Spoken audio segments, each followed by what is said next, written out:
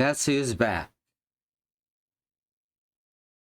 Let's do the thing with the games and the playing the games.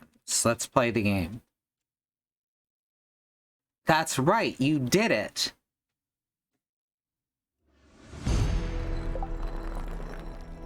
Okay. So far, this has been very fun. I like the story that's happening, that's unfolding.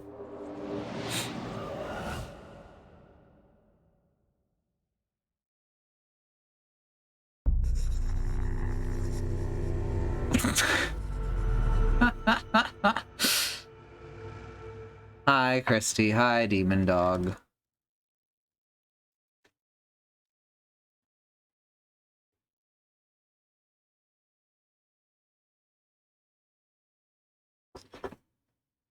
No, I want to see what happens next.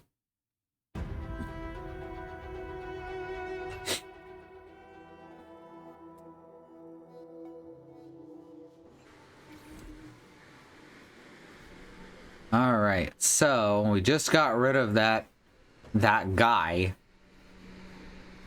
Ready. Now it's just us over here. That fucking guy.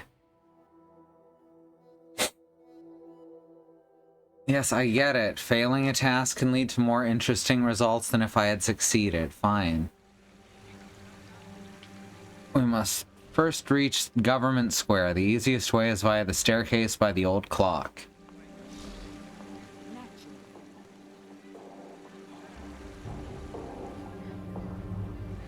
I don't know where the old clock is.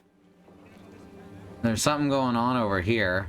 Reese and Death of Reese. That's probably fine. Hey, it's Yeen, the Overseer. A stout, middle-aged man stands atop the execution platform. He wears the badge of a city official, and a fringe of dreadlocks hang down to his shoulders from his otherwise bald pate. He gives you a disinterested look as you approach. Please stay back with the others. What's going on here? He casts a brief glance over his shoulder towards Reese. The prisoner, Reese of Flatwater, is being publicly executed as a warning to all who would flout the laws of Sagus Cliffs. It's fucked up that they made Yeen a cop, right? What is Reese's crime? Treason. He sold state secrets to the enemies of Sagus Cliffs. How does the execution work? Another rustic. It's very simple, ma'am. All nanos induce him a hallucinogenic state. In this state, he experiences visions, nightmares really. He speaks of the things he sees and his words become flesh as they leave his mouth. We shape the flesh into a human-like form, the death you see beside him. He gestures toward the hideous figure, which looks to be made of rotting viscera. As more strands escape his mouth, his death wraps them around him and they slowly crush the life out of him. Oh, of course, very, very simple and easy. Very obvious. Once the condemned is dead, the devourer of wrongs will eat his corpse. He raises his chin, proud. Thus is justice upheld in Sagus Cliffs. What do his words mean? He shrugs. Some believe that there is wisdom to be gained from the rantings of the condemned. I've never gleaned any. Others say that the torment of the condemned means nothing, but it deters would-be criminals from committing offenses of their own. I've never noticed that to be true either. Why does the Devourer of Wrongs eat executed criminals? He smiles, grim. He's of the Dendra Ohur, who can suck the memories of the dead from their marrow. In those memories is not only the proof that the condemned were guilty, but also the names of their compatriots and other associates. Many an accomplice has been found out in the belly of the Devourer. So Yeen knows this is bullshit and likes to do it. Yep, that's what I'm getting. Let me ask you something else. Who are you? He bows slightly. I am Yeen, Overseer of Capital Punishment, charged by the Council with organizing public executions and making sure they run smoothly. Farewell.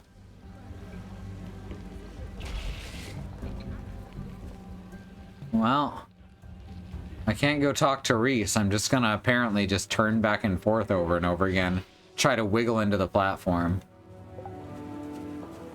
Oh, she got stuck. I can see the pathing in this game isn't great.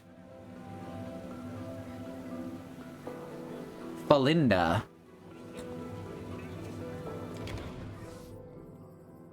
Nearly every inch of this merchant's body is covered in tightly wound robes and furs. A hood obscures its head and a mask conceals its face. This doesn't stop you from noticing that it's apparently furious with you. Trembling, it bats at its similarly dressed companion. Both of them turn impassive masks back to you. Neither Felinda nor Staristi could believe it, but the thief had come back. Had she come in shame, ready to return what she had taken? No. Her hands were empty, her expression baffled. Felinda crossed swaddled arms. Perhaps the thief had simply forgotten to return what she had borrowed, but this made her no less a thief. Are you narrating me? The thief said, trying to distract Felinda from the matter at hand, but the merchant would not be distracted. 10 years ago, this thief had borrowed a book. Felinda wondered if the scoundrel was possibly unfamiliar with the definition of the word. It did not mean taking a thing and keeping it, after all. Staristi pointedly returns to work, ignoring you both. Felinda sighs, massaging its temples with gloved hands. But in the end, Felinda took a deep, deep breath and asked the thief to simply return the sealed and long overdue book with the 5-colored sigil on its cover. How can you possibly remember who borrowed a book from you 10 years ago? The cunning thief said, hoping to arouse doubt in Felinda's mind, but the hope was a foolish one. Felinda was memory, in the same way that the thief was fatty tissue, fluids, and chunks of calcium. Did you just describe my bones? The merchant crosses its arms. Felinda was out of patience. Was the thief going to return the book or not? I can't promise anything, but I'll look for it. Goldtide raised a tiny amount. The thief muttered ashamed, but Felinda was satisfied, temporarily. And with that, the merchant returns to its work as well. Why do you narrate everything I say? The thief said, but Felinda knew from long experience that there was no explaining it. The merchant kneels before a bookshelf and jams book after book into the remaining space. This frustrated Felinda. After all, the two merchants were creatures of words, bound in metal and cloth. But whenever Felinda tried to bend these same words into explanations and answers, they crumbled and fell apart. They could not fold themselves around the truth. The merchant slams a final book into place, and so Felinda said nothing. Why won't you tell me why you're narrating everything I say? The thief pleaded. She did not understand that Felinda wasn't speaking. That what the thief was hearing was the passage of time. Oh, that's rad as hell. Quest received, borrowed and lost.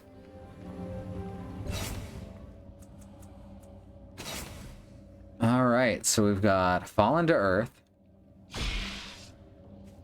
Find a way to repair the resonance chamber, and borrowed and lost. Find the book Felinda claims I borrowed. Child and Seer.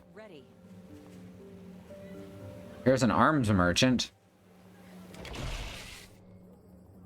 The sign over the stall says, The Arming Room, Buy, Sell, Trade. Under the awning, a skinny man with stooped shoulders and a concave chest is cleaning a filth-caked weapon of some kind. He salutes you with a greasy hand. Done in a moment. Have a look around. If you need anything, let me know. What can you tell me about Sagus Cliffs? Hi, beekeeper. Good place for the arms trade. Not much call for weapons in the city proper, it's true. The levies keep things quiet. He shrugs. But I get most of my business from mercenary companies. The endless battles drawn by the dozens. Explorers, too. Plenty of carcass save up their shins and kit themselves out all fancy-like. Then they wander down to the reef or into the bloom and never come back. What do you got for sale? Alright, so if I'm going ranged weapons, I don't need anything but my crossbow. I can sell off this greatsword.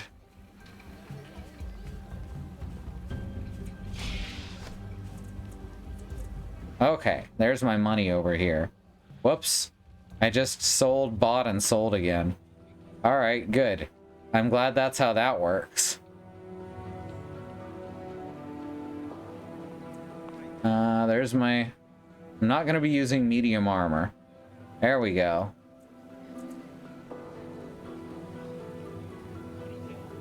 Verid, medium melee weapon. So the crossbow is the only ranged weapon right now. Okay.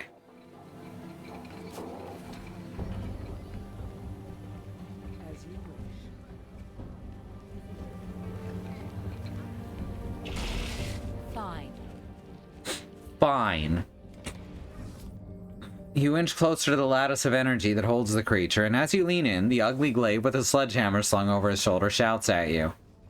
Oi, no gawking for free! Pay al into or get gone! He glowers at you, hand reaching for the haft of his hammer until you step away from the cage. I'll be damned if I let someone steal from us!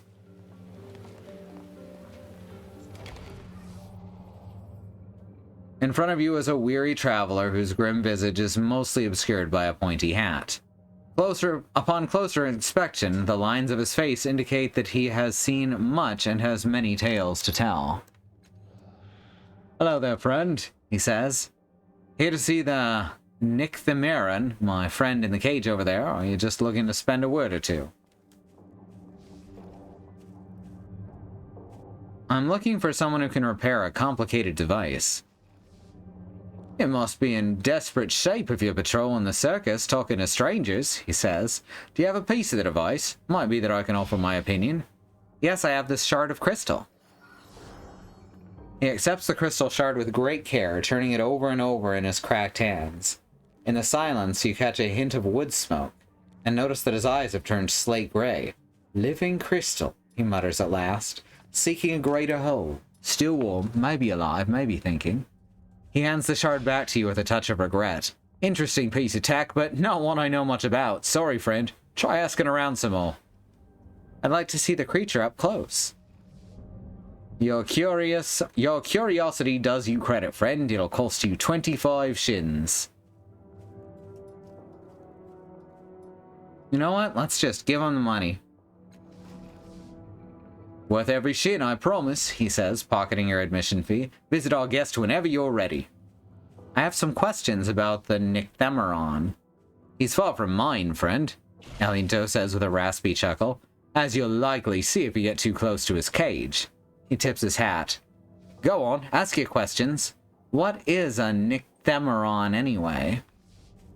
A biomechanical union of stubborn curiosity and frothing malice, he says. Who made them no one can say, but they cannot be trusted or befriended.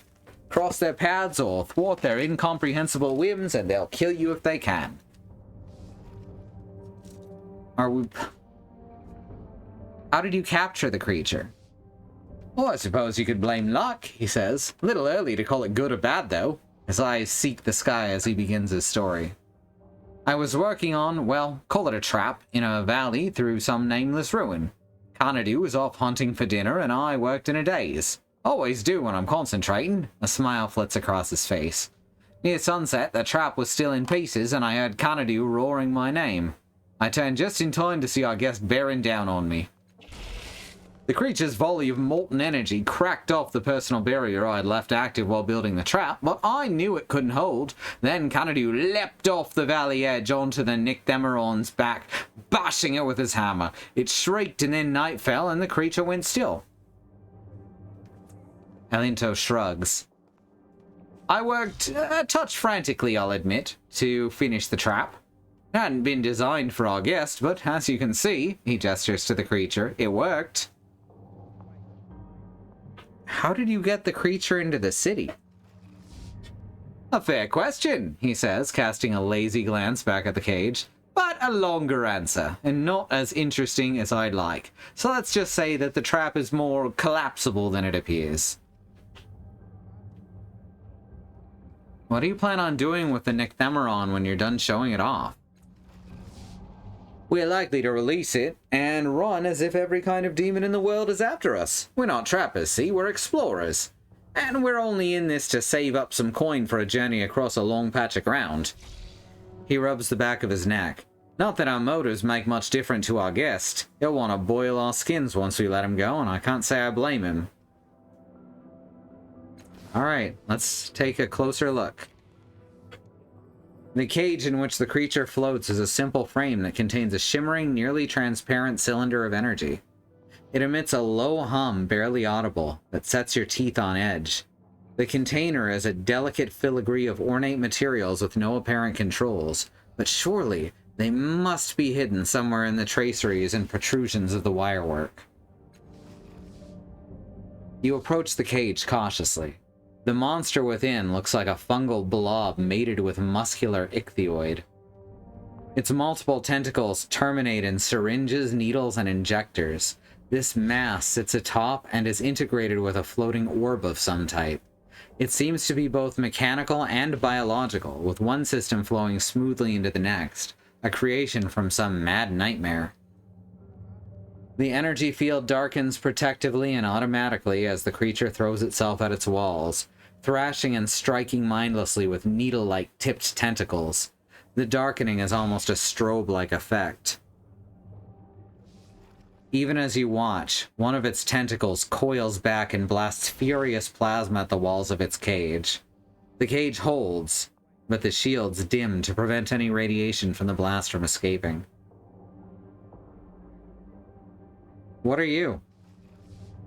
If anything, the creature redoubles its efforts to strike at you, its limbs a flurry of rage. How did you come to be here? It draws away from the edge of the energy field for a moment, as if gathering its thoughts, and then launches itself at you, rebounding off the deceptive solidarity of the cage. Its tentacles flail wildly, the needles at their tips glinting and oozing. Very Geigerian, yes. What can you tell me of this place? A dim light builds underneath the Nycthemeron, the orb at its base glowing brighter and brighter. Two tentacles stroke it, and then they pull out a streamer of bright lightning. They stretch it between themselves, building in intensity, and then they hurl it at you. The walls of the cage darken instantly, and when they lighten again, you see the monster within flailing and crashing fruitlessly against its invisible walls. Can you understand me at all? The creature redoubles its efforts to strike at you, its limbs a flurry of rage. The cage appears to be made of a mixture of synth, spun strong glass, and a lightweight metal intricately embroidered to create mind-warping patterns, evocative and strange. Energy shifts and flickers among the crevices, somehow being shaped by the form of the materials. Your closer examination reveals a small panel worked cunningly into the frame of the cage. Some of the filigrees here are worn and smooth, as if slowly eroded by friction. Perhaps these are the controls. You know what? We're gonna leave this alone for now. You're welcome to look again.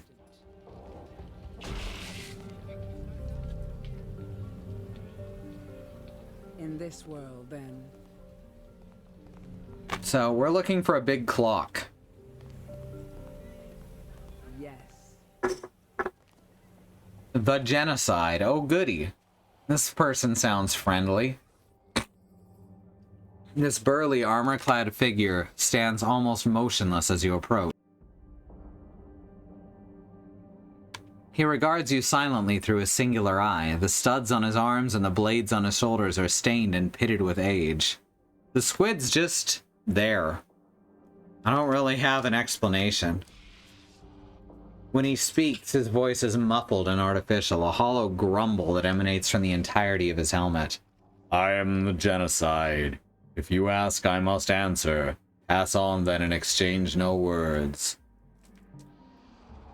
You said you had to answer if I asked. Why? From within the helmet, you hear a grinding noise, the sound of teeth gnashing amplified, then the voice again, bleak. We sat at the river's edge and we wept for the time that was. We saw nothing more to conquer, and yet our fears still drove us. We had conquered the land, purged its impurities, made it ours. Still we wanted more. When we heard that humans had come to carve a home, we rejoiced to have a new foe, a new test of our truth. We rode against them.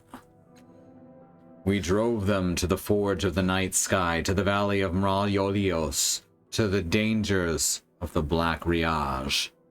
But those who built atop the ruins, they thwarted us, time and again.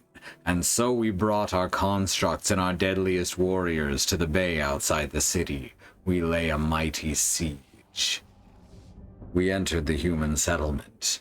We fought past barricades and traps. Some of our constructs are still here, silent and dead. But when we thought we had achieved our greatest victory... He lowers his head. A powerful nano saved them. His magics. He called upon the strength of the ancients and captured us. I thought my life was at an end, but he imprisoned me in slow time, trapped me in my body, used machines to paralyze my will. I still remember our glories, and I see the faded future in front of me, and I am powerless to act. The memories of our triumphs remain always at the forefront of my mind, and I must answer the mocking questions of these people or suffer.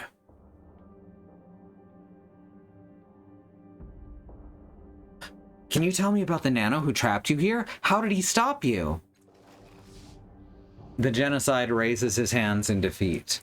He found old knowledge and made it his own. He created defenses that we could not penetrate.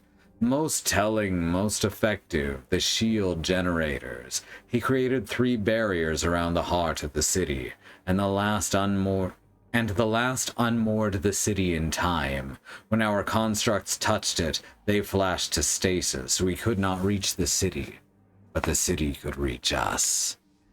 You feel the ticklings of memory as the genocide speaks of the shields. He continues to talk, oblivious. Let the memory come. Anemnesis. The memory from the orb in the labyrinth comes upon you again, stronger than before. But now you remember it as it had happened, not as you wished it had. You fought against the woman with the invisible blade, and you crept past the guards at the base of the stair, and you descended into the basement of your tower. You activated generators and ascended to the command platform on the heights. The nearby panels buzz and crackle with unseen energies. The shields, you mutter. We need the shields now. You press several buttons. A generator coughs into life, and the lights flicker for a moment. A faint veil of energy encircles the city, and then there is a strange and terrible stillness, as if the world held its breath. The rest of the memory is bloodshed. The humans of Sagas Cliffs made the stranded Tabat play. Hey. And then the memory fades. You know now that the nano who saved the city became the changing god. You know it was he who defeated the Tabat. You remember the hatred, but you do not remember the girl who was with you. What's her name? The genocide watches you silently.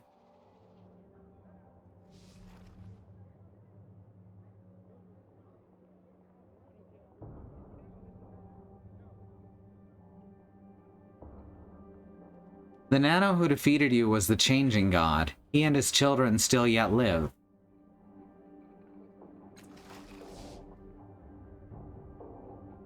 His voice is flat and dead. Others have claimed this. I do not know if they say this to torment me, but if our enemy was a god, even if he was once but a man, then to stand against him is to spit in the face of the divine. The Tabat were a holy people.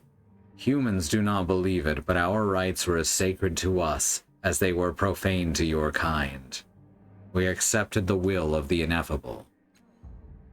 Any who still live may yet find the mantle of godhood. To be divine is to be beyond the rule of mortal ethics. Those who would be gods must cast aside these concerns if they are to turn against the old teachings. You mentioned the shield generators. Can you tell me about the shield generators? I told you their effect. They unmoored the city in time. They severed our supply lines. They left us vulnerable and defeated us. The Underspine's strategy failed us. I began to doubt. He shifts slightly. The generators are unused, abandoned, their purpose forgotten. Though the people of this city still swear by our name, and our terrors are fresh in their nightmares despite the passage of centuries, they have forgotten the means of their salvation. This one beside me no longer functions, but one of the others is buried in the ground not far from here, and has not yet failed. It powers the clock around which those ridiculous fools prance. How did they stop you from trying to escape? Let's just get as much information as possible, because this guy literally lived through the siege that we saw earlier. The Nano who raised the city's shield created a device. He called it the Mind Seer. With it, he violated my mind, my memories, and everything that was at the core of my being.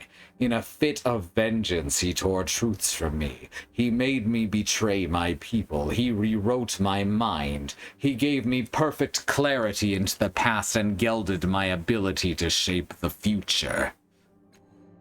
The Tabat never sought revenge against foes who were mightier than we. We devised stratagems to defeat them. We tested ourselves. We did not punish or hate. Punishment was purification.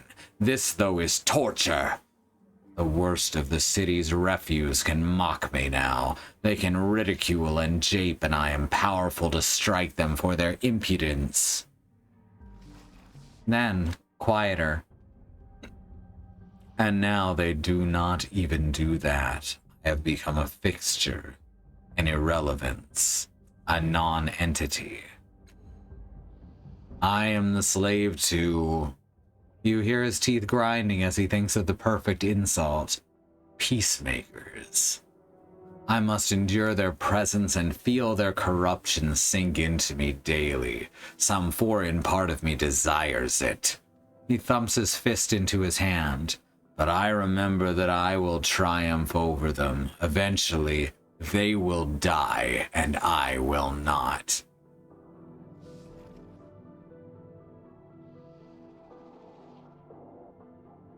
Alright, good enough. I wish you no good tidings. Fair enough. Honestly, just fair enough.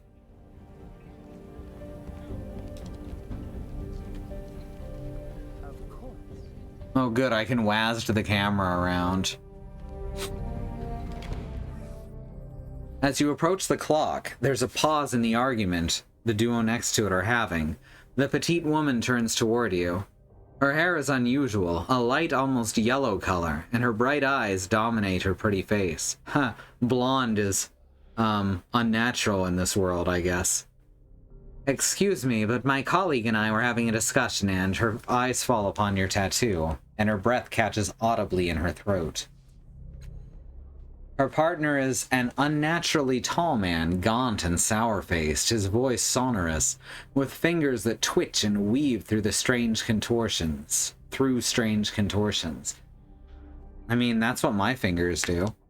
Occasional light sparks in the air as he does. He turns to you and opens his mouth to speak, registers your tattoo and closes it again. His throat bobs for a moment and he says, "It is an honor." She sighs. Must we indulge this religious nonsense? Your opinion of our beliefs is noted. We have discussed our differences with you, and you made your position quite clear, thank you. He turns back to you, anger etched on his face. He collects himself. If I might impose on your time for a moment, will you tell me about your tattoo? How did you shape it? Do you know why it differs from others? Well, I don't know much about my tattoo. What's it mean to you? You have been touched by the changing god, she whispers. His mind sheltered in you. He shared his dreams, his power with your mind, and when he left your body, he created you. She swallows. The tattoo marks you, all of you, with his symbol. It grows and changes as you mature, so that it becomes your symbol instead. There are more of you. They call you cast-offs. She cocks her head, studying you. You are welcome here, revered one. We stand ready to serve as we can. Have you any questions for us? I have nothing more to say. Bye! Wait, revered one. He peers at you, all traces of distraction gone. I do not recognize you. You do not match any descriptions we have recorded. She snaps her fingers as if she's finally figuring out a mystery. Wait, let me remember your face. She studies you carefully. Oh my, you're new. Are you the changing god? Can it be? She reaches out to touch your sleeve and pulls her hand back quickly. No, I don't think I'm the changing god. He nods, satisfied. As I thought, you're a cast-off, one of his children. He touches you with his long-fingered hands, as if in consolation. There's no shame in such a thing. Many cast-offs have come to our attention, and some of them have sought to deceive us so that they might seem more important. He smiles softly. If you are as new as we suspect, it is better for us to know the truth of your existence than to bluster and lie. Crestfallen, she touches your shoulder. Are you sure you're not... No, why would you lie about that? With a noticeable effort, she wrenches herself into optimism, and she chirps. But you're new, aren't you? You're new! Have you decided what you'll do? What you'll be? Your sire's other children have done amazing things. Amazing, and no doubt you will as well. He lays a hand on her shoulder. His voice is low, cautionary. Yes. She looks away from you for a moment, swallowing sudden tears. And he says, we have a request for you. He gestures toward the clock behind him. Dark figures circumambulate these clock faces. I theorize your sire's creation of the time shields that protected this city established a connection with his future selves. Given this, we believe those figures may be cast-offs or ghosts of cast-offs, perhaps. The living shells of the bodies your creator has worn previously. His fingers shrug eloquently for him. The clock is unmoored in time, you see. We do not have a knowledge sufficient to investigate, but you might. You have a connection with he who created the clock. You should be able to align it with the present time and uncover who these figures are. A gentle, rare smile appears. If you cannot, at least you will increase our store of knowledge. She smiles bravely, looking between Mimian and you, and says, and then we can answer the questions you must have, right, Mim? Do you have any idea how to fix the clock? We've tried. I have appealed to the Order of Truth. I've spoken with eminent seekers of knowledge. We've sent for wisdom from as far as the Steadfast. A great achievement, you must agree. None have given us an answer. We believe your sire created the device, or had a hand in it. Perhaps... Dismay dances across his fingers. His hungry-eyed compatriot steps in. Perhaps we can find an answer where others have failed, and then we can help you. She turns away. You will have our boundless gratitude, revered one. Quest updated. Fallen to Earth. I miraculously survived a fall. Only hope of stopping the sorrow. Okay, fix the clock in Circus Minor and investigate the figures that are trapped inside. Well, I would still like to see the Order of Truth.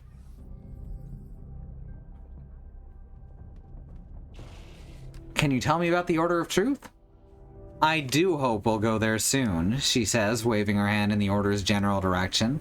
I have some papers to collect, and it would do well for you to meet my colleagues, adventurers and deep thinkers all. Unlike some, though Allegorn, of course, a dear example of why we continue to strive as ardently as we do.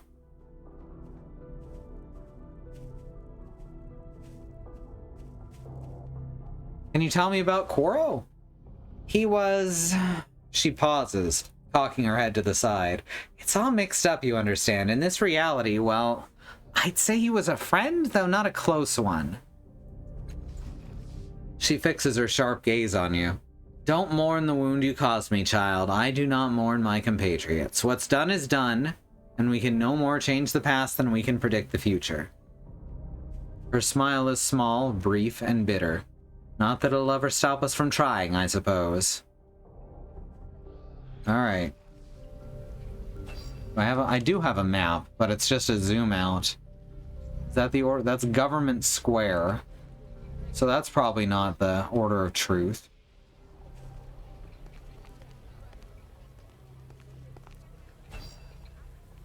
The underbelly. Ready. So let's just... With alacrity.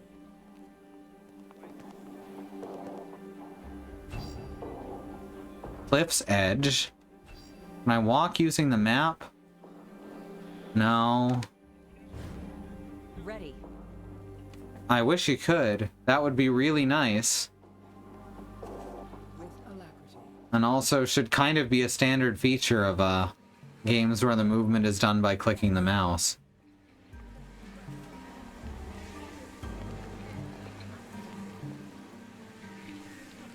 Can I see your claws again?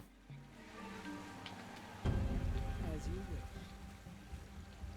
Why do your robes make music? I like this child. The child skids to a halt and rubs his forehead with a grimy forearm, leaving arrow tracks of dirt across his ruddy skin. Hey, Shubba, he pants, shading his eyes from the sun and grinning up at you. Never seen you before. You called me Shuva. What does that mean? Huh? Jerim says. A cautious light enters his eyes. Really? You never heard it? No. A nervous blush colors his cheeks. It doesn't seem like he's afraid of you, though.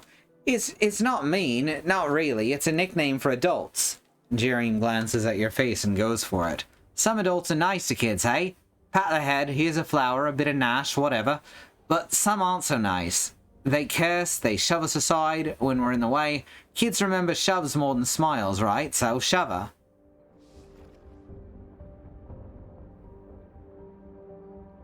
Do you like playing in the market? Not always, but it's better than school, eh? And I like watching Zalfie make sculptures, the ones that go sharp and curly. Reminds me of the monster on the side of the Scarahol. Scarahol? What is that, a building?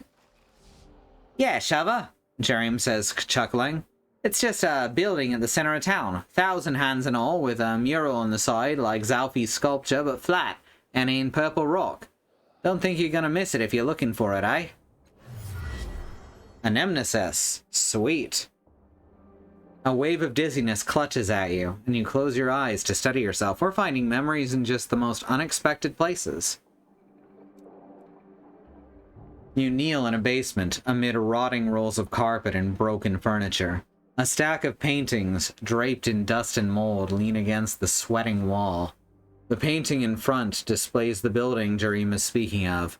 But through this body, this mind, you remember that it was torn down centuries ago to build a forgotten ruler's palace. The stink of the basement flees your nostril as you open your eyes. Jerim, fidgeting, has looked away from you to examine an interesting stall nearby. I too find that sometimes memories just mug me without warning. Ouch. I'm sorry to hear that.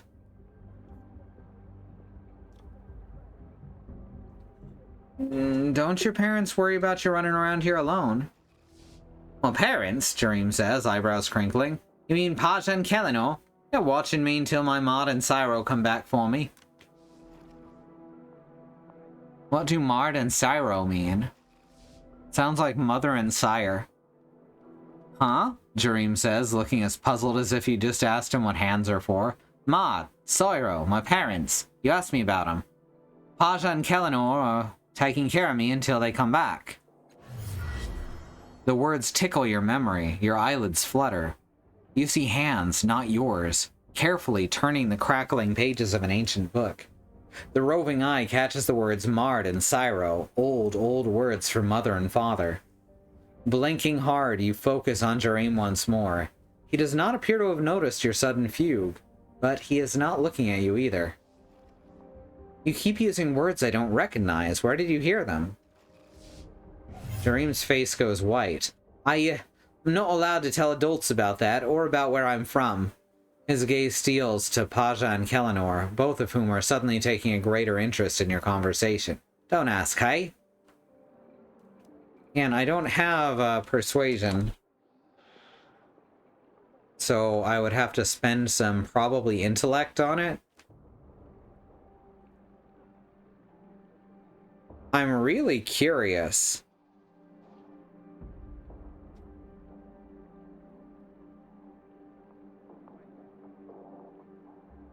Maybe I'll go talk to Paja and Kellinor. Thanks. They're not my parents, but they also don't buy sugar when they're grumbling, you know? Why are you so dirty? I know. Paja and Kellinor make me wash twice a day. Guess the dirt likes me, hey? Yes.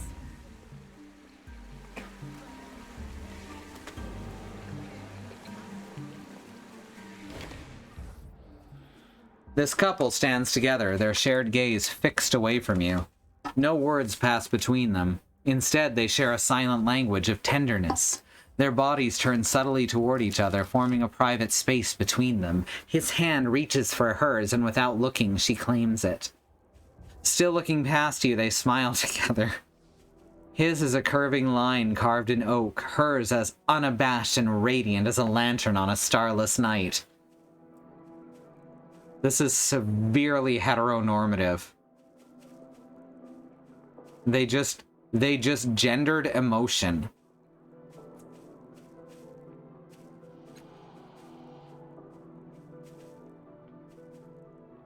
They buy and sell used memories. Who does? Paja turning. You see... Oh, Paja. Turning, you see the object of their attention, the young boy darting between the stalls and playing in the dust. Each distant, exhilarated shout widens their respective smiles and tightens their grip on each other. Jareem has an interesting vocabulary. Where'd he learn those words? Some NPC you passed before you met the kid's guardians. Oh, okay. Paja and Kellinor glance at each other. You know children, Paja says with a brief, unconvincing laugh. Mind's like an open bag, catching every bit of truth that gets thrown their way. Pay 'em no mind. Where did he pick up those words again? Who can say? Paja shrugs. Kellinor clears his throat and avoids your gaze. Where did Jareem... It's just going to be repeated dialogue, I'm sure. Yeah. Is that your son? Yes, he says firmly. He's still watching the boy, but a wary stillness has spilled into his posture. Not yet. She swats his shoulder and there's more punch than playfulness in it. Not yet, she says. We adopted Jareem and we're waiting to see how he feels about that, aren't we, Kellinor? His eyes flicker stubbornly, but he does not respond. Why did you decide to adopt? Well, Kellinor and I, we've been together for how long? Years, Kellinor says, a glint in his eyes. Yeah, I'm also thinking that the kid is from the distant past. And we knew we wanted children, so we tried and tried. We tried a lot. Some days I barely had time to put on clothes before Kel took them off again. Interesting, go on. Paja raises her eyebrows, but continues. Well, there was poor Kel, practically falling asleep on the ship, forgetting his trousers half the time, and me with nothing to show for it but a glow on my cheeks. Clearly, we were working with a barren field. This was definitely written by a dude. Or faulty seeds, Kellinor adds, deadpan, does run in the family.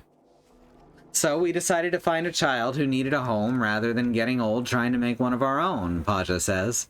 That answer your question? Sorry, I'm gonna need more details.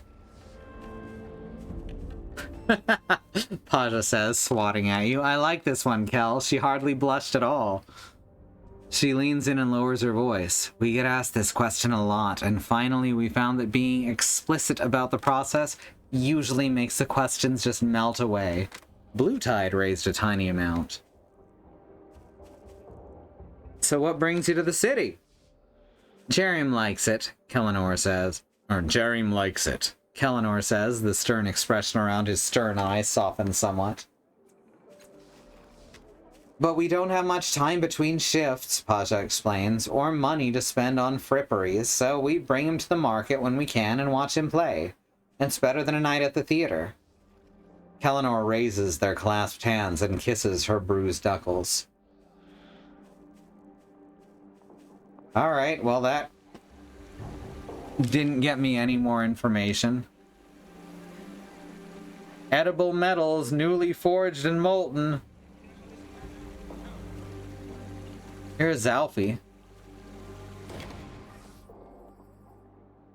Yeah. Yeah, he does, and that's pretty sad. The portly man's cracked and bleeding hands are always moving, picking fretfully at his thick lips, running through his thinning hair, or molding aimless shapes in the air. His clothes are marked with paint, dust, dried blood, and clay. His eyes brim with frustrated tears as he studies the strangely familiar sculptures arranged about him. A soul like slivers of ice, he mutters. Fingertips long, shriveled, sharp, screams trapped in flesh. She holds him in place. She's killing him. He's not looking at her. Why? Why isn't he? Afraid? No. He claws absently at a sparse beard. What am I not seeing? What am I missing? What's wrong? Everything, he says without a moment's pause, effortlessly drawing you into his self-directed tirade. Every detail is almost right, which means everything is wrong. I'm Zalfi, stone carver, sculptor, divine painter of living eyes, and in this challenge, my greatest work, my talent has finally abandoned me. He sweeps a scornful hand at the sculptures. Behold my art, wanderer. Witness these dull stumps, these crude replicas of a sublime being. What is it you think I've made? I do like a potential customer, yes. I just had to find out. I just wanted to make sure I could find out more. Try to recall why the sculptures look so familiar. Well, let's spend 2. Let's make this work. I want more memories. You stare at the sculptures. Your memories flow into its sweeping curves, teasing you with what you've seen in your short life and beyond. Yes, this towering thing is the true form of the shadow creature that pursues you. Zalfi has sculpted the sorrow. You don't realize that you've spoken aloud until you hear Zalfi's gasp and see the tears in his eyes.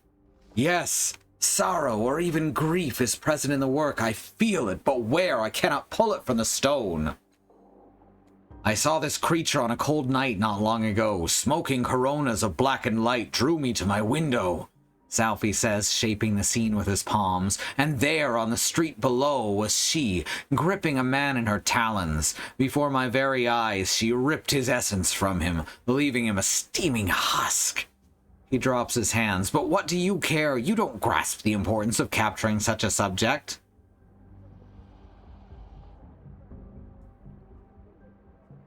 I've seen aspects of her.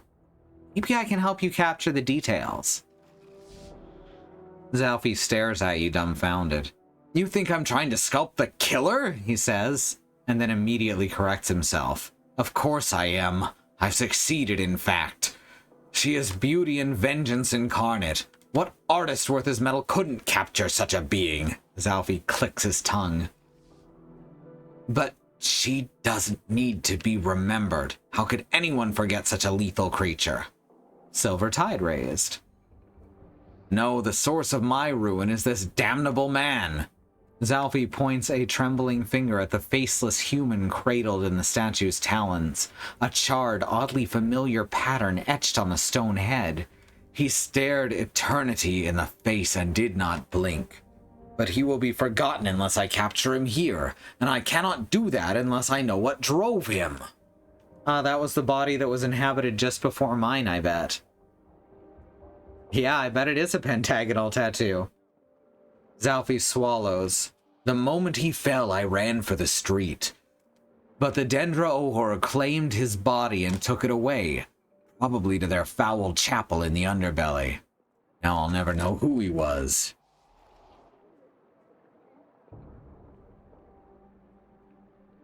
How many statues of this being have you made? Ha! If only my efforts could be limited so. I've sculpted that blasted moment in marble, granite, and clay. I've painted it in oil and blood. It even follows me to sleep, where I weave the scene from clouds and dream stuff. A frustrated tear rolls down his cheek. Even those were flawed. Is there anything else you can remember about the creature that killed your subject? What a surprise, Zalfie says with a ragged, scornful sigh. Yes, let us ignore the incandescent flare of this stranger's brief life and focus on his murderer. She's so much more glamorous. He grips his sparse hair as if it's going to fall out and glares at you. That's what you want, isn't it? That's what everyone wants. No, I want to see this moment fully. To understand why it inspires you so much. Oh, of course, Zalfie says, a flattered blush rising on his cheeks as he directs your attention to his work. I captured her as I saw her, perfectly. See the dexterous overlong fingers, the flesh formed of shrieking prey. But there was more to that moment than even I could capture here. Red Tide raised.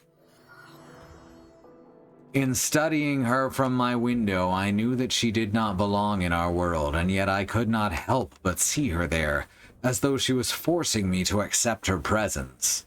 Zalfie licks his lips. To look upon her is to see death made flesh, and yet her victim saw her and did not flee. Why? What granted him such bravery when we lesser creatures cower at the coming of the night? Tell me about the Dendro Her. They are a cult and a curse, Zalfie says. They would have you believe they exist to preserve the great works of humanity, to celebrate life. You may even believe them until you smell their breath. The truth is that they squat in their underbelly chapel eating corpses and claiming it gives them power. Well, if I learn anything about the subject, I'll let you know. Making a note. Quest received, the Sorrow's Prey. All right.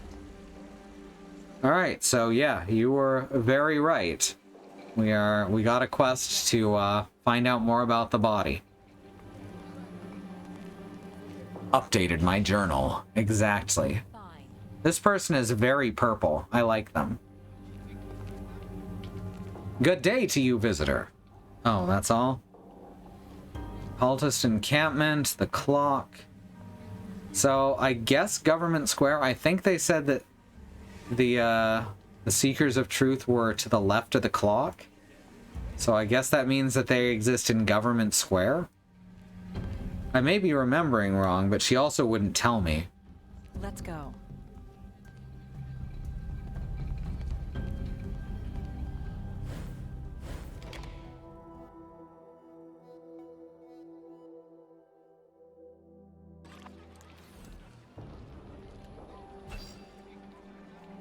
Sangolin, the merchant. Is that like a pangolin? A tall, thin, and exquisitely dressed older man stands in the shade of an exquisitely crafted stall. The cut, color, and quality of his clothes are a symphony of harmonious coordination, while the expression of benevolent condescension he gives you would be more at home on the face of a king. All right, see you later, beekeeper. Thanks for coming. Good afternoon, he says, bowing slightly. I am Sangalin, and this is my store, Sangalin's Fangolins. Welcome. How may I be of service? What do you sell here? I sell the finest city wear for discerning men and women. That's it? As well as quality armor for those traveling to less civilized locales. He clears his throat and directs your attention to a well-dressed mannequin wearing the badge of a city official. Also, it is our honor to have been chosen to provide the city of Sagus Cliffs with their official badges worn by all properly credentialed city employees. Oh, I'm gonna steal one of these later. You may trust in their trust in us. I'd like to see what you have to sell. Alright, so we got Avatrol leather jerkin, which is slightly stronger than my current wit-crafted suit. It's medium, that's heavy. Oh, this is much stronger. Here's a cloak. Here's a shield. Well, I'm not using a shield if I'm using a crossbow, right? Probably.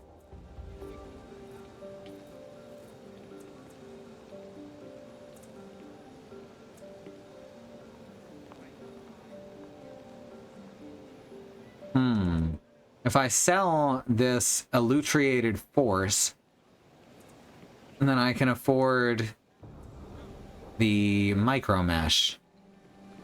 And considering how much damage we were taking in combat, that seems like a good idea.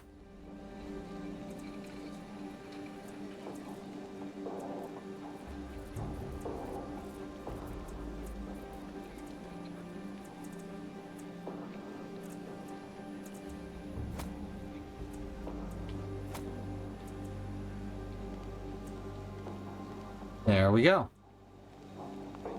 Yeah, now I look like a huge dork. Fuck yeah. Yes.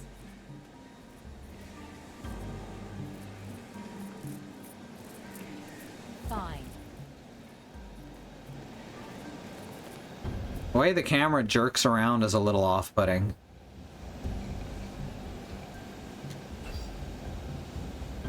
Council Tower. Oh, what's this one? The Order of Truth. Hey, we found it, everyone. We found the Order. And there's another ladder to the underbelly, and we'll be checking that out later. I need to find a place to rest so I can get all my stats back. Ready. Game saved.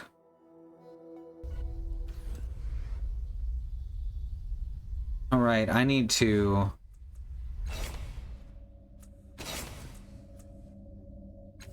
check Calistage's skills so I can remember them. Concentration, lore, mystical, and perception.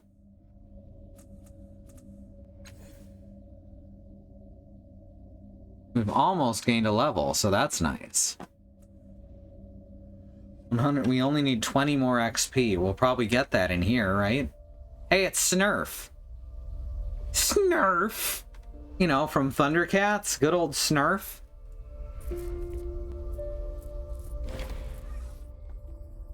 Slouched before you is a figure clad in dusty, unremarkable robe. Loose folds of rough cloth shift to reveal a vaguely humanoid form with elongated facial features and two elaborate biomechanical arms. You can't help but notice the size, the shape, and even the number of its digits changing as it tinkers with a bizarre-looking device on the table. It glances up at you. Its eyes are the size of your palms.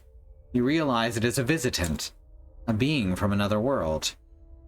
"Greetings, fellow sentient," it says, nodding with studied respect. "I will be with you in a moment." I've gone with Grover instead of... like a cross between Grover and Yoda instead of actual Snarf. Groda? Groda. Or Yover. Its mechanical fingers contract and dance independently over the surface of the device before it, adjusting and tightening. There, I am Snurf, guest of the Order of Truth. What brings you to my workspace? I didn't quite catch your name. How do you pronounce it again? Ah, it says, you are hearing a brief elision in my name. Correct? A majority of the component syllables are untranslatable or beyond the human range of hearing. I will try to approximate them. It draws a deep breath. Snella Narga With a brief poem about the ambient temperature of dust in moonlight here. Gonthus, The word that describes a color similar to blue. Ramalurf. It shrugs. I prefer the name your people here. My name is all too common where I come from.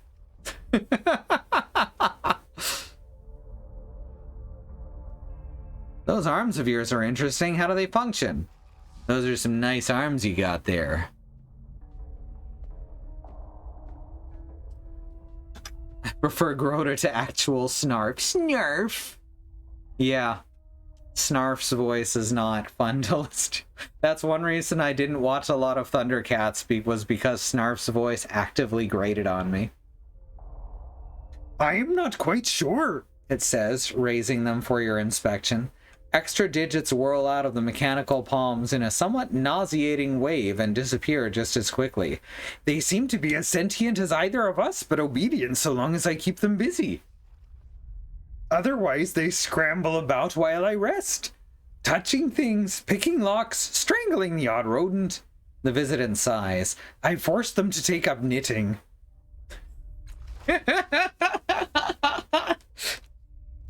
Your curiosity honors me, it says, inclining its head. I came through the bloom from another world. To be absolutely honest, I was exiled for inadvertent sacrilege and perversion. I'm actually starting to be bothered by the fact that any person with unknown gender, the game is defaulting to it. That's kind of bothers me.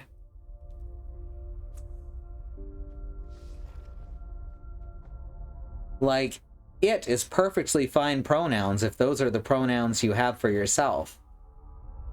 But defaulting to it is a little... I would imagine that you are curious about my people's reproductive processes at this moment, it adds placidly. I would happily describe them.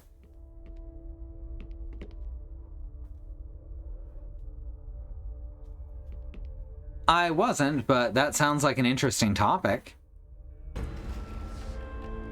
It is, Snurf says brightly, though it is far from the most esoteric method I've uncovered in my studies. Blue Tide raised a small amount. It is a rather complicated topic, however, so let me know when you're ready to speak at length. Now, you know what? We've already heard about procreation once today.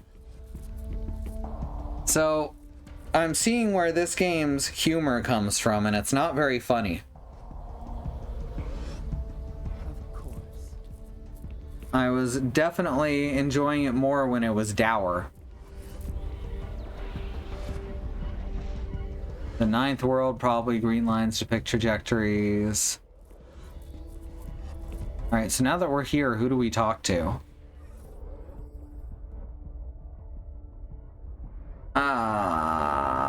How are you holding up? You have your charms, and they're a fair few more than most. I suppose I could say I enjoy your company, but we're beyond such trivial panderings, of course. And that's all I wanted to know. Who are we supposed to talk to here? I guess this guy who's right in the middle? Min of Tan Long. This priest is tall, thin, and dressed only in black. Narrow slashes of oil decorate his unlined skin like letters in an unknown tongue. His eyes are harried, but alive with intelligent humor. They land on you with a tiny flicker of recognition. Then his gaze moves from you to your companion. Hello, Calistig. Here to work or just visit? Just a bit of business. Have you ever heard anything about Resonance Chambermen? We're looking for a way to repair one. You're what? Min gasps. I thought that thing was a myth, and you're trying to repair it. Where is it? I'd rather not say. Ah, he says, his mouth twisting. Probably wise. Anyway, do you have any piece of the machine with you? I have a shard of it. Take a look. He handles the shard with care. Organic and crystalline. It was grown into the appropriate shape for the machine. This is definitely what Salamari was working on all those years ago, with her partner. He looks at you, his eyebrow raised, but does not say more. Reluctantly, he hands it back to you. In all honesty, I focus more on traditionally powered machines. Salamarni has some experience with organic machine construction. You might ask her about it. Could you lighten up a little? Game opens its mouth. Fuck, never mind. Go back. Exactly, baby.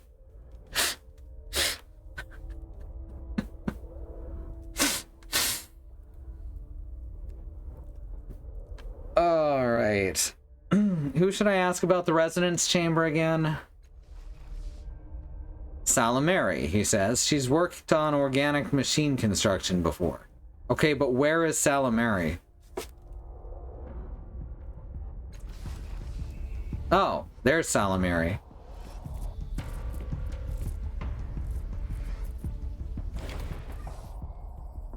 This tall, stately woman studies the air with the intense focus of an artisan.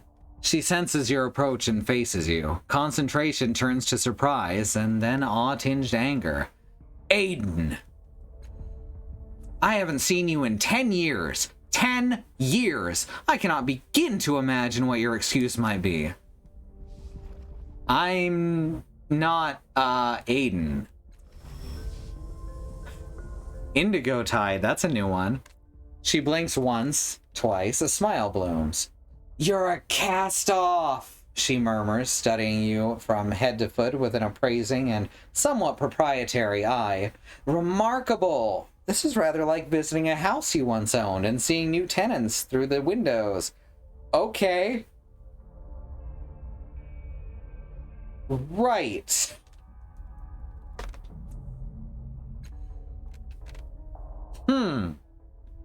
I've met members of your little family before, of course, trailing around in that shadow looking for clues or trying to repair the damage. Her smile is genuine and somewhat sad. Her eyes linger on yours as if looking for any flash of recognition. I can help you if you like, but I need something from you first.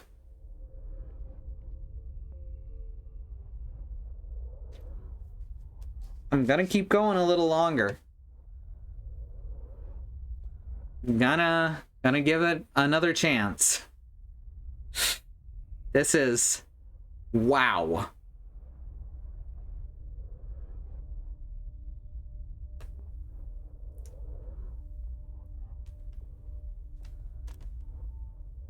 I'm not gonna agree to anything without more information.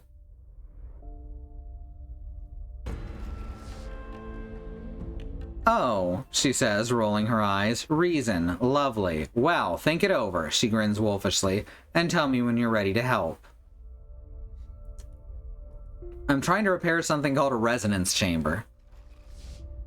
Ah, that contraption, she says. I'd be delighted to help, as I was before, but I'll need you to do that little favor for me first. Enter the anechoic lazarette, and make it safe for me to resume my work there. She lowers her voice. If you seek assistance from the others in the order, do be careful. I suspect one of them is an informant for the Memovira. Too many of our finds have been pillaged by her thugs. I think there's a mouse in the wall.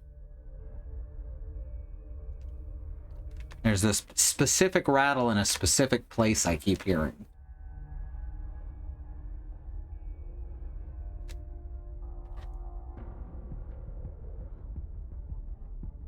Yeah, she acts like it's a big deal not to say it, and then I ask her again and she just says it.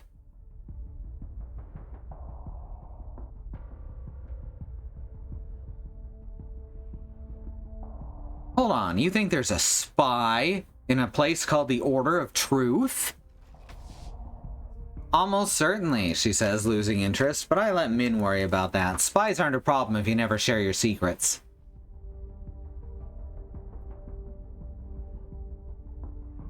Let's talk about that favor you want. I'm not sure whether to despise the character or the person who wrote her. Is she supposed to make me feel like hitting her every time she says anything? She draws your attention to a map of the Reef of Fallen Worlds on her workstation and taps a gilded ornate structure, not far from the dome containing the resonance chamber. This is the anechoic lazaret.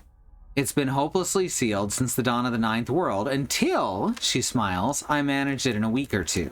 It was quite simple once you figured out the trick. I've been slipping in and out at nights, investigating the technology within, taking notes, she frowns. Then, more recently, I discovered that the structure was sealed again. Maybe you tripped an ancient security measure. Legacy shifted. No, she says crisply. I would not make such a careless mistake. I believe someone tramped inside with no regard for the dangers and managed to trigger a failsafe that resealed the structure. She flicks a strand of hair from her eyes. I need someone to reopen the lazaret and, she waves a vague hand, handle whatever nonsense the trespassers have stirred up in their wake. Why me? Simple, she says. You're a cast-off. All of you are made to be useful in some way or another. All of you are, at minimum, competent. In short, you're better than any of the draft I have at hand. Besides, I can reopen the structure. The concern is what's waiting for me inside. She holds your gaze for a moment, and to make sure you understand. I want you to deal with whatever's gone wrong in there, so I can resume my work. Needless to say, I would also prefer the structure in an undamaged state as I left it. She smooths her robes. Well, there it is. Will you help? Alright. If that's what it's gonna take. Excellent, she says briskly. But relief flashes across her face. She hands you a metallic stalk with flower-like ridges along its length and a mechanical eye at the end. A sonic screwdriver.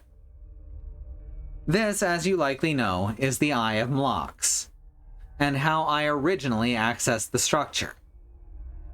The fact that the lazaret recognizes this organ as an authorized user implies that its builders were machine intelligences, maybe a machine civilization from before the dawn of the Ninth World. She smiles, brushing off her hands. Well, on your way. Do watch your step in the reef. It can be quite dangerous.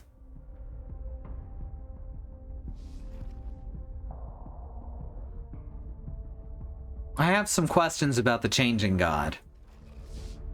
Good, she says. Curiosity about your origin is quite healthy. Her expression hardens. I'll be happy to share what I know once you've completed that favor for me. Alright. Fuck off. Let's get out of here.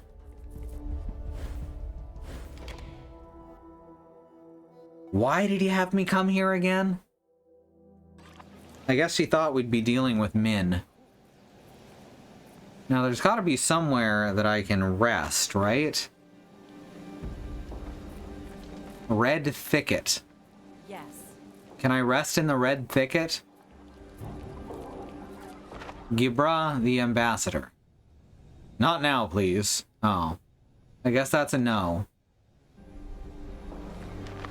Can I drink from this fountain? That looks pretty healthy. The fountain is constructed of a material that seems halfway between wood and stone. It doesn't contain water, as might be expected. It said sleep location. Oh, I missed that. Thank you. I'll look at the map in a sec. Instead, it's filled with swarming tiny fish-like creatures that leap and cavort in a wriggling mass, chattering to each other in what sounds like 1,000 different tongues. Are they babble fishes from the Hitchhiker's Guide? Listen to what they're saying.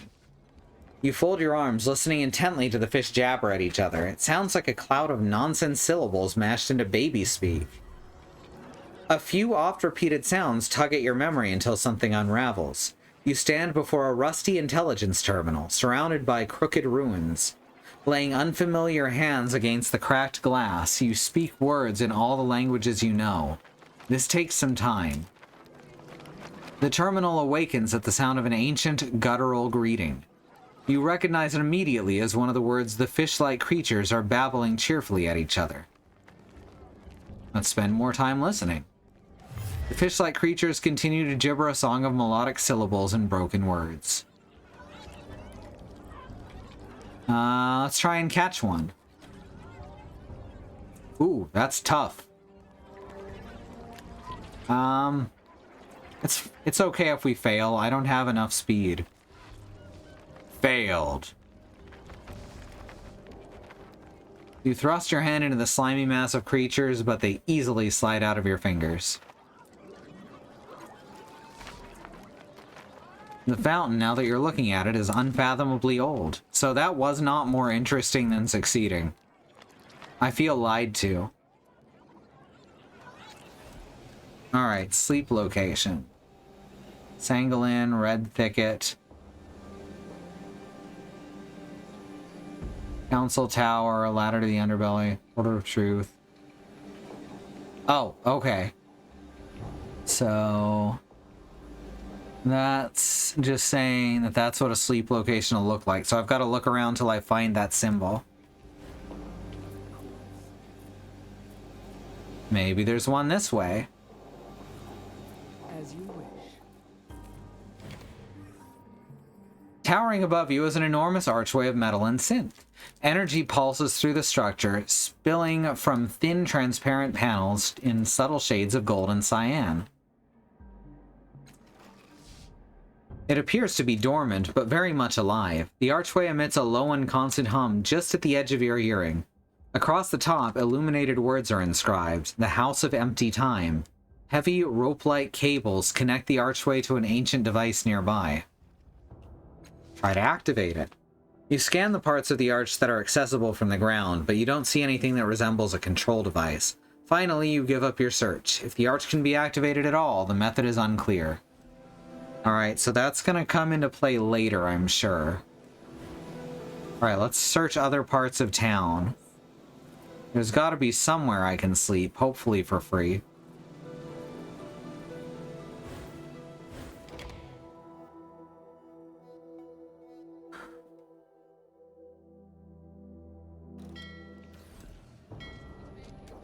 It's had a very strong first 2 hours, honestly. Now that I'm giving it a chance. There's a sleep location. It's kind of started to show its ass a bit now that we're in town. A woman as tall and graceful as a willow steps forward to greet you. She bows, then looks down at you with warm gold-flecked eyes. "Welcome," she says, "to Tranquility's Rest. I am the proprietress, Tranquility. Are you looking for a place to take your ease?" As she speaks, a sense of delicious calm comes over you, and you find yourself wanting to agree with her. There's nothing you'd like better right now than the peace and solitude of a quiet room. She sniffs the air. There's more to this woman's charms than some long legs and sweet words. She's giving off some kind of calming pheromone. Interesting. Your perfume seems to contain some kind of pheromones. Are you manipulating me? She smiles faintly. If calming can be said to be manipulating, I suppose I am. But it's nothing more than that. I can't control minds or influence thoughts. My scent seems to relax people. That, and another trick I learned, convinced me that opening a hostel might lead to success.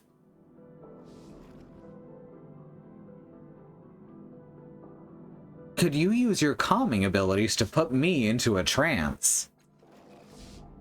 She looks bemused. No one's ever asked me something like that before.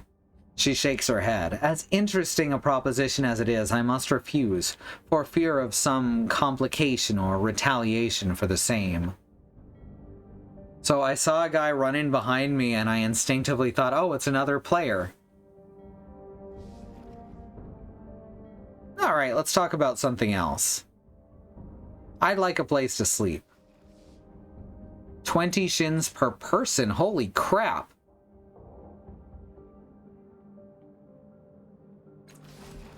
Go. Maybe I shouldn't have bought this cool armor. Silver Orphans.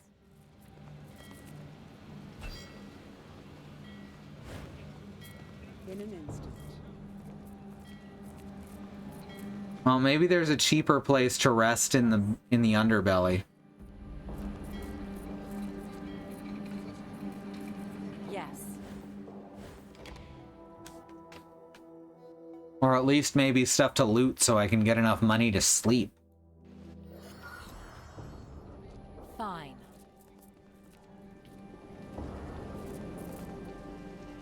This is Cliff's Edge. There's a chirurgical parlor. I'm going. Hey! What is it, Finzen?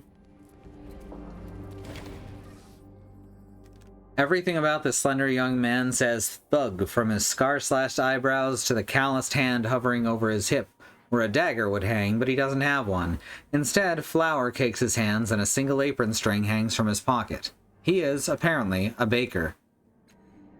Stand still, you shine, he says, and peers over your shoulder. You follow his gaze to an armored soldier who's loitering in the public square.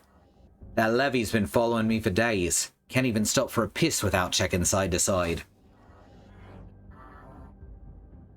What's a levy? What's it? He sputters. You new in town? There's one right over there. Now don't look! He shoots another nervous glance over your shoulder. They're the law, right? You must have seen them. Always smiling, even if they're snapping the chains on. He swallows. But not this one. No, he follows me around from dawn to dark, staring at me, trying to trap me in alleys. I ain't done anything wrong. It's worse than that, he says, wringing his hands. That's my levy. What do you mean is your levy? I'm a citizen, he says, as if this explains it. When it becomes clear it hasn't, he groans. Every levy is made from a citizen, he says. This one was made from me. Look, I can't explain why, but I know that one's mine. I feel it, right? And now he's coming for me. Look, you won't leave me alone, right? I gave a year of my life to make him, and I thought that was that. Now I catch him standing in the street outside the bakery, whispering to himself, playing with that carving of his. His teeth graze his lip as he leans closer. He even tried to talk to me. Levies ain't supposed to know who they came from, right? They ain't supposed to know who you are. They make the cops come from inside the house. Oh, fuck. He wavers, gathering his courage. Could you talk to him? Find out what he wants. All right, I'll talk to your levy. He nods again toward the armored man standing a distance away in the public square. He's the only levy in this district, so you can't miss him. Plus, he ain't smiling like all the others, and he's holding some charred wooden thing in his hands. Making a note. You all need anything else?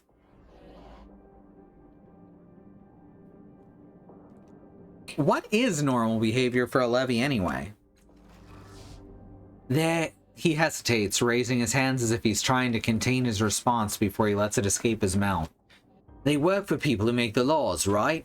And if someone breaks those laws, they track them down. Always smiling, mind you. Figures that my levy would be the unhappy kind. Alright, let's Naturally. go see him. Tormented levy.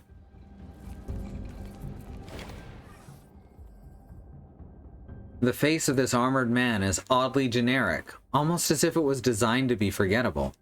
His livery, is that pronounced livery or livery? I think it's livery, but I could be wrong. Marks him as a soldier in the service of Sagus Cliffs, a levy. The word comes easily to your mind, because we just heard it repeatedly. He stares past you, turning a small charred object over in his hands, whispering to himself. His overlarge eyes are red, wet, and haunted. He appears to be looking for someone, and of having spoken to Finzen, you can imagine who. The aura of shame around him is so powerful that you can practically taste it. What are you holding there?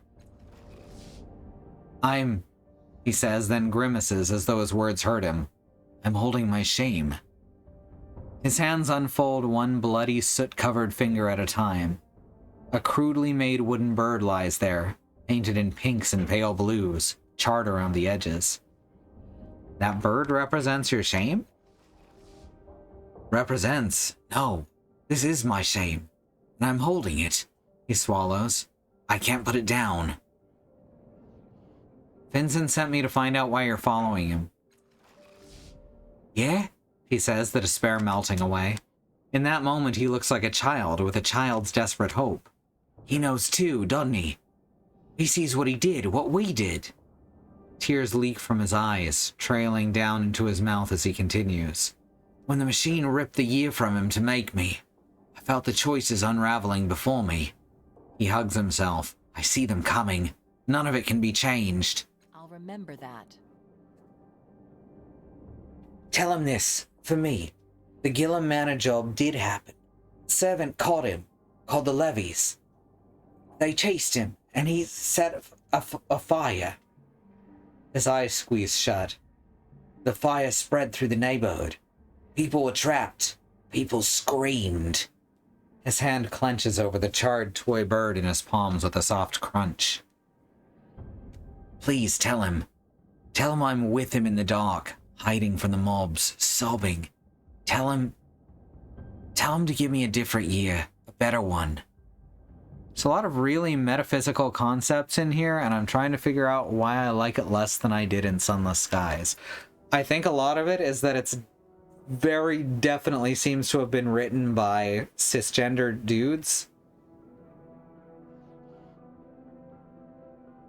There's definitely some yuckiness to the writing.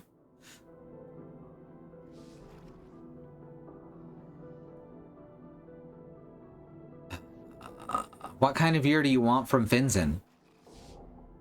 A year without the blackened door, he says earnestly, without the hand tangled in the grate, the weeping in the dark places. Silent tears stream down his face. He doesn't seem to be aware of them. Wails rising with the glowing ashes, my arms bound with ragged rope. Every time I'm there, in those last minutes, I try to apologize with my mouth. His fingertips brush at his lips. My mouth is full of dirt and blood. Alright, I'll speak with Finzen. Naturally.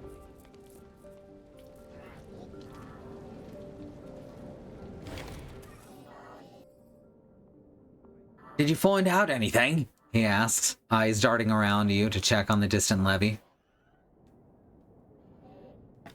I've spoken to the levy. He mentioned something about a Gillam Manor job. He what? Finzen says, going pale. Keep your voice down. You tell anyone else about this? No? Good. He lowers his voice. I have to be unspecific about this, understand? Before I became a citizen, I wasn't a nice person. I took things for money, and just a few weeks ago, certain people told me they wanted to rob Gillam Manor. He grimaces, rubbing his neck.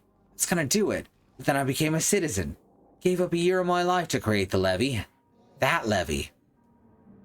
Something changed, he says, frowning. All of a sudden, I couldn't get the dangers out of my head. How thick the levy patrols were, or how the captain herself was looking into one of my older adventures. He plays with the apron strings hanging from his pocket. So I cancelled the job and started working at my aunt's bakery. Never did the Gillam job, and that's the truth. The levy's seeing what would have happened if you did the job. He wants another year from you. Making a note. Oh, I get it, he says, rolling his eyes. It's a shakedown.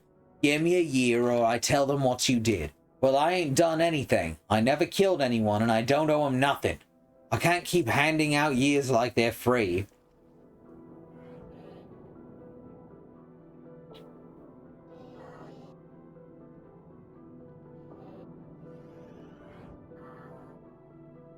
Alright, those are some choices. Based on what he said, it sounds like becoming a citizen saved your life. And that was my decision, not his. I'll remember that. He groans. I'd go up to the government square and tell him the captain of the levy's what he's up to, if I had any way of explaining it. Hey, your levy's following me around. I think it's 'cause he's haunted by my criminal past. What good would telling the captain of levies do? Levies ain't supposed to follow their citizens around. They ain't supposed to get all weepy, neither. Telling the captain would take care of the problem for sure, but I ain't about to try it myself. He shrugs. You want to try talking to her? She's in the government square. I'll see what I can do. Wait here. This is really skeezy on all ends. The silent and ancient machine casts a long shadow. As you study it, your breath stutters in your chest, and your hands shake. You can't help feeling as though you have stood in this exact spot before. A nemesis. Oof, jeez. Let's do it. Let's just dump it all in. You close your eyes to better concentrate, sinking into the currents of a memory that does not belong to you, or at least the body you're in, and you hear the thunderous heartbeat of the operational generator calling to you from across centuries. You open cold, focused eyes, ignoring the screams, the drifting tangles of black smoke. Your attention is solely focused on the health of the machine's heartbeat. You reach into the hissing guts of the generator, adjusting and tuning, hoping. The heartbeat fades into the past. Your hand, your body's hand, rests on the rusty surface of the long-dead generator. It is done. Just random memories every time I touch anything.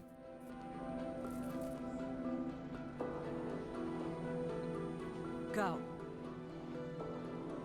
Just leave the... In an instant. Oh my god. All right. Leave the area.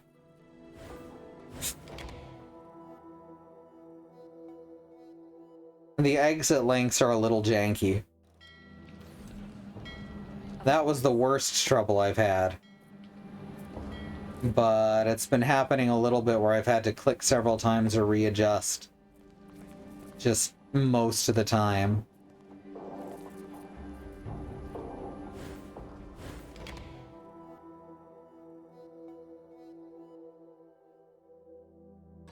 I'm hoping this doesn't lead to where I think it's leading.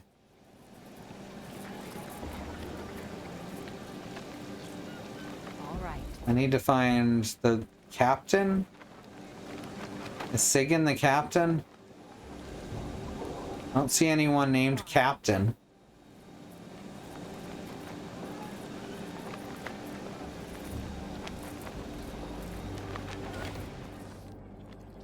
This woman is dressed much like the levies who flank her, but unlike them, her expression is sober and alert.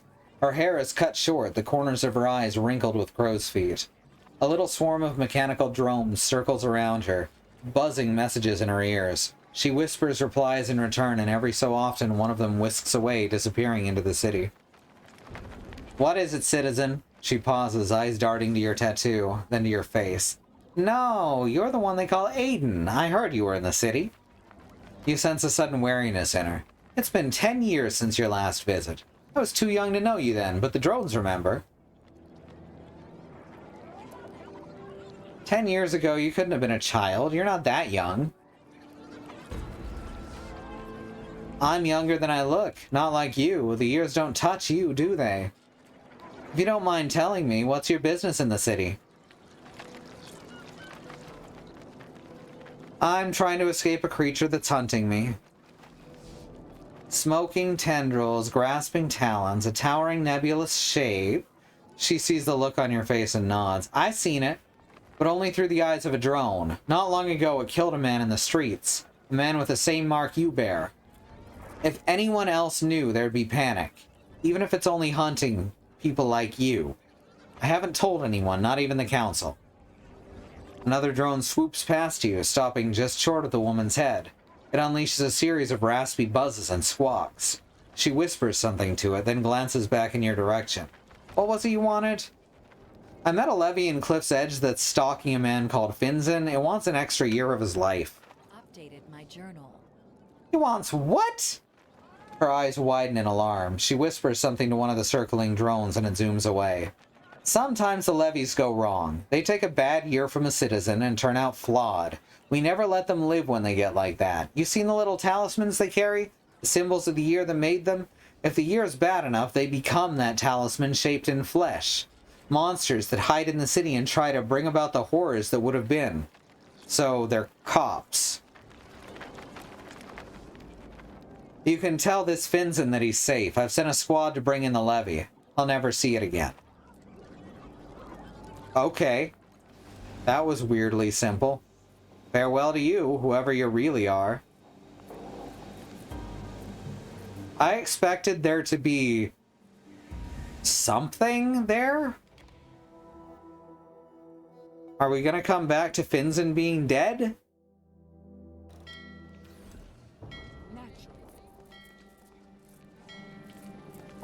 Like, nothing happened there. We didn't learn anything. There was no, like, drama about it. That feels weird in an RPG. That's not how these games are supposed to work. Ready. I'm ready to learn something new. Hey, I think we leveled up. He says, slapping a jingling bag into your hands. You earned that. Oh, you should have seen it. Levies came for our friend not 10 minutes ago. Clopped him, bound him, dragged him off. He shakes his head, grinning. Levies arresting levies. Who would have paid a bucket of shins to see that in the old days? We got some spray flesh and money. Excellent. Clopped? Yeah, you know, bounced, bumbered. Thumped him upside the head. Finzen smirks. Probably reducing him to parts as we speak. This is the most British dialogue box I have ever seen. So, what will you do now? Head back to the bakery, maybe. Lots of people in there this time of day. Lots of pastries need decorating, you know? He winks. Or maybe I'll go for a stroll. Now the streets are safe again, eh?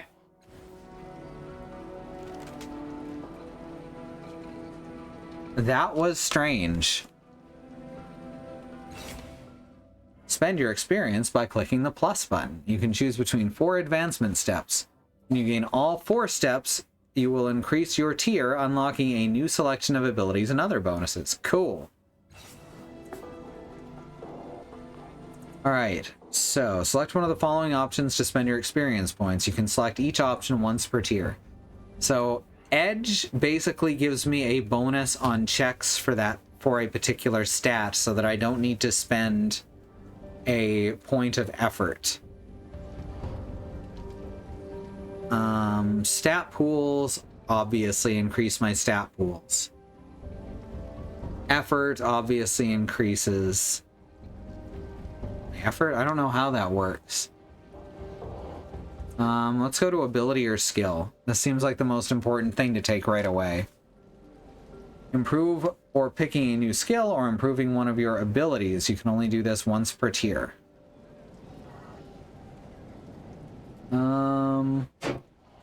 So here's skills. And then abilities are stuff we use in combat. Increases, oh yeah, probably increases the maximum amount of effort you can spend at once. That makes sense. So persuasion and perception seem to come up a lot.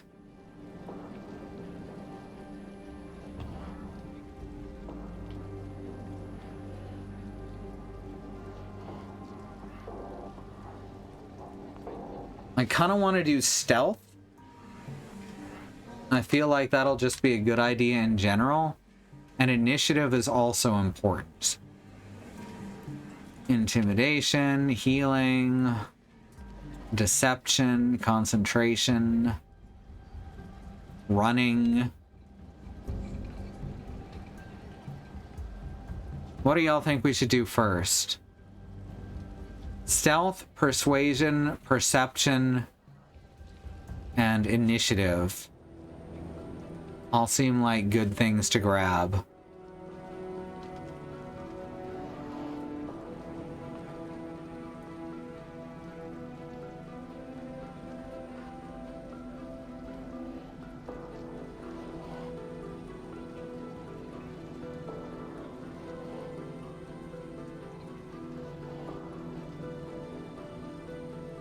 Prevents enemies from getting the drop on you as well. The problem is all useful, yeah. I kind of feel like that... Can you get unnatural lore? Or is there only natural lore? There is natural lore and machinery lore, which is unnatural lore, I suppose. Depending on your definition of natural. And there's also mystical. So there's 3 lores.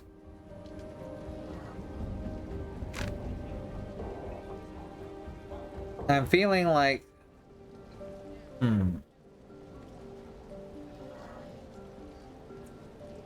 Well, let's put up a poll real quick and y'all can vote. This is gonna be the game where I make polls.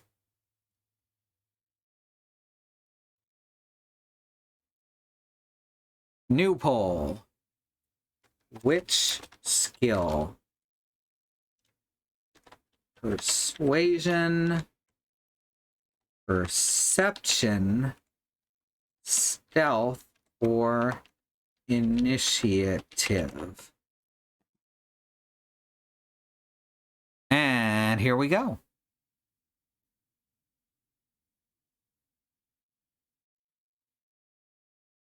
Cast your votes.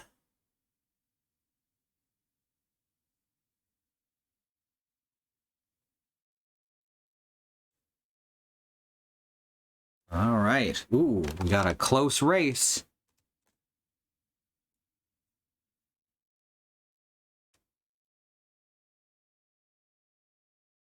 Any more votes?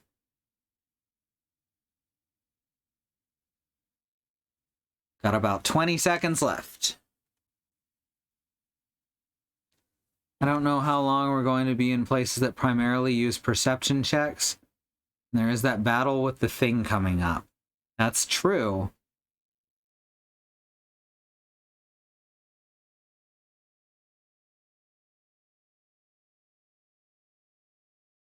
All right, well, we got a tie between persuasion and perception. So I guess it didn't count your vote. So you were voting perception? All right. So perception it is, because that's technically 2-1. Unlocks conversation options and 15% bonus per level on difficult tasks marked with the skill. Visual, oral, and even olfactory acuity. There we go. I understand now. I understand. Now we can actually sleep, and then we can head down into the basement, or the underbelly. Whatever it is, you know? Because we want to find that corpse.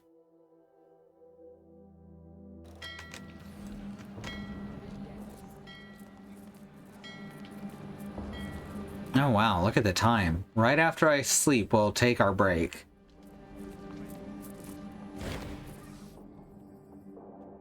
Welcome back, friend. You've been missed. You begin to wonder if the sense of peace that surrounds Tranquility has something to do with the way she speaks. Her voice is low and rich, and she appears to be modulating it in some way.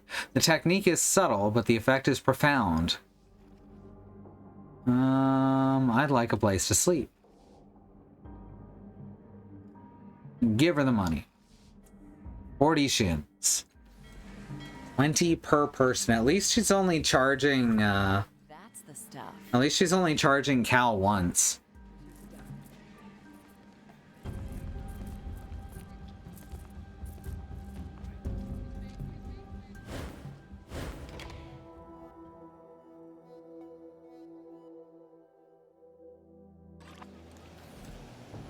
In an instant. All right. I'm going to hit save game, and we are going to go to break. Oh yes, I love this type of save thing, where it gives me 3 auto saves and moves my save file to the bottom. All right. There's a civil rights movement happening around the country and the wider world. Black Americans, people of color, are fighting for equal rights to not be treated as second-class citizens and to not be harassed and hunted by the police, who are supposedly there to protect them. At the moment, we suggest the Bail Fund Network. They help keep protesters out of jail, the Okra Project and the Black Trans Travel Fund to help Black, trans, and non-binary people with food, supplies, and travel out of dangerous situations, and the Black Hills Legal Fund, the Lakota People's Fund to help them take back their land, the Six Grandfathers, which was stolen by white people, as this entire place, this entire country, this continent was renamed arbitrarily to Mount Rushmore and then had white people's faces carved into the side of it. Under this second command are more current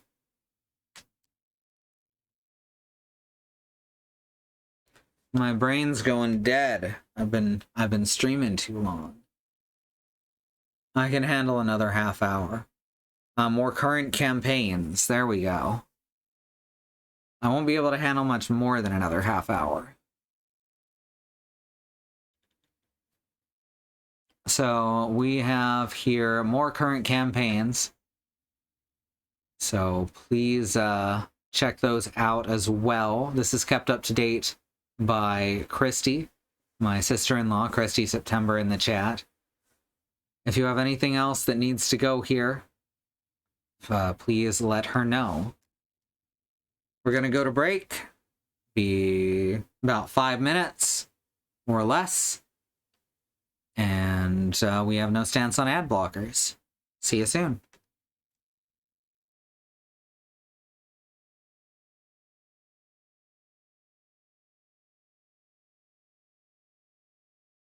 Okay, I'm back. Let's do the thing. Let's go into the sewers. Or the Undercity, whichever this turns out to be. It's called the Underbelly, so I assume it's kind of a cross between both. Hey, first thing we see is half a robot. Now. Crippled foreman. Segments of this bisected construct's legs lie scattered around it. Someone has painstakingly altered these pieces, giving them small limbs and tiny metallic heads. Nonetheless, they aren't moving. The larger construct's turquoise eyes flicker out of sync with each other as they turn towards you. I do not understand, it says. The voice emerging from the grill around its eyes is soft, as though you're hearing it from far away. Don't they want to live? The viaducts are open, the commands are received, and yet... Its eyelights flutter. Every time I give my children life, they die. These tiny things are your children? Not anymore, it says. Now they are inanimate and lifeless. Their adaptive personalities have been lost. I do not understand why they are dying. I have given the subject of procreation a great deal of... Oh my god.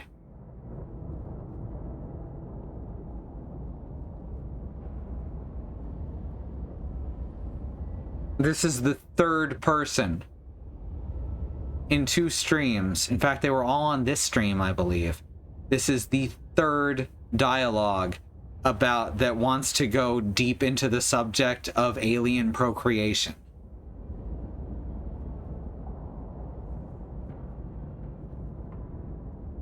Okay.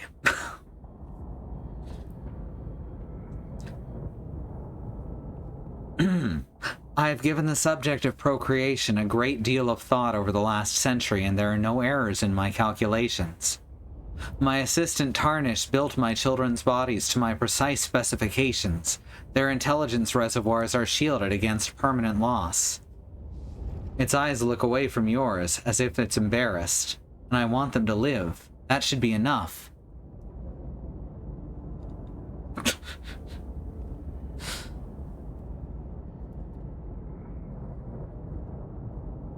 Man, you can just choose to be a real piece of shit, huh? This game definitely has someone with some kind of fetish writing it. and inserting their fetish into it. It's not quite at magical piss forest levels yet, but we'll see. I wish I could help you in some way. It may be that you can, it says. I have performed some new calculations and a new direction has presented itself. I'll remember that. My children need more energy to live, but my construction prevents me from transfers above a certain threshold, and for good reason. Its pupils rotate, contracting. Energy transfers above a certain percentage would lead to a chain of ruptures in my intelligence rings. I would die. Its voice mesh clicks. Help me force myself to make this transfer, for I cannot do it myself. Help me give life to my children. Making a note. What it asks sounds difficult, she murmurs, tapping her chin. Difficult, but not impossible. The Order of Truth may be able to help us accomplish what it wants. Will you help me? The foreman says. The words are almost buried underneath a crackling surge of static. You know what?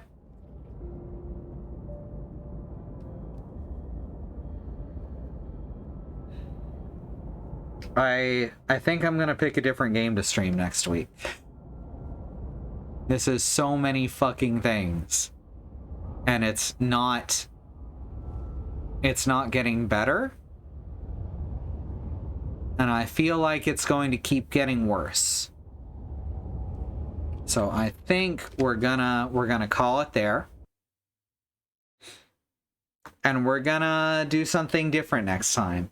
The first 2 hours was good. I liked the first 2 hours. And then it's like it wanted to just throw itself into the piss forest as ungracefully as possible.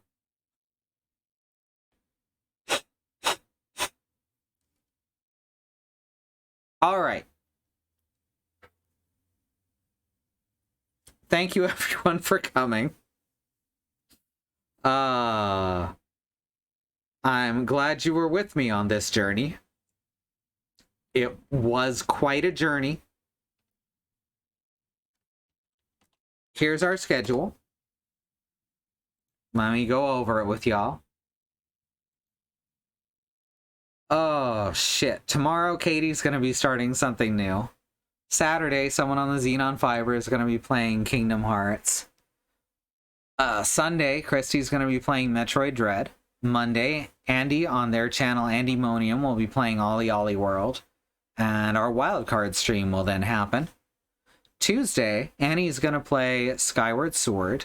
Wednesday, Zua is going to play Monster Hunter Rise with Christy. And Thursday, I'll figure out something that isn't this, cause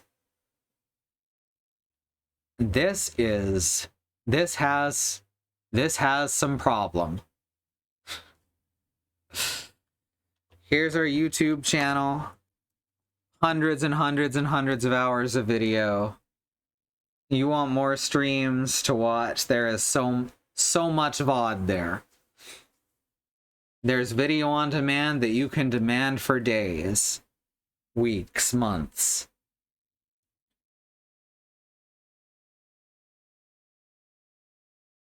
Okay.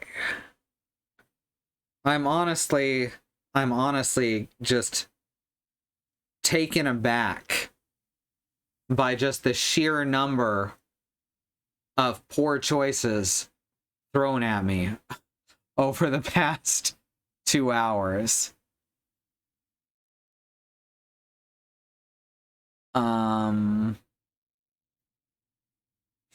Well, I'm glad I got to see that. That's what I'll say.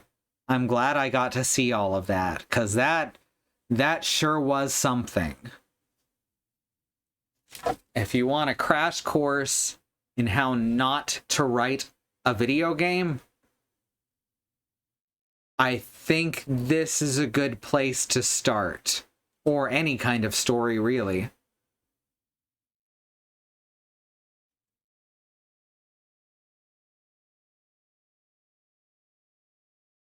Disco Elysium is better than this because it's at least clear about who's meant to be an asshole. Here, it really wants me to be an asshole, but it seems to think that me being an asshole would be good? Wonder how much of this carries over to the tabletop. I don't know. Like, I don't know how much the people at Monty Cook, including Monty Cook himself, were involved in this video game. I'd need to look at some credits, I guess. 'Cause, wow. Not recommended, this game. All right. Thank you all for coming with me on this. And I'll see you next time. Good night.